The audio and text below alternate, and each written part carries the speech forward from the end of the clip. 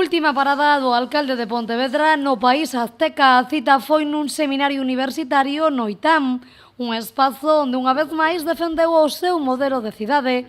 Lores dixo que en Pontevedra non están en contra dos coches, dixo que na cidade hai un alto índice de motorización, pero que en Pontevedra cada un ten o seu sitio. Así respondía o alcalde preguntado polo que pensarían os fabricantes de coches ante a súa aposta de cidade.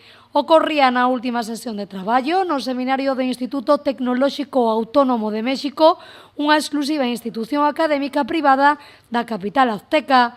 O secretario técnico da Comisión de Desenvolvemento Urbano da República defendeu o modelo de cidade de Pontevedra como idóneo por preservar e potenciar o seu carácter compacto, por promover a cidade de usos mixtos e por resultar camiñable para realizar a maioría das actividades.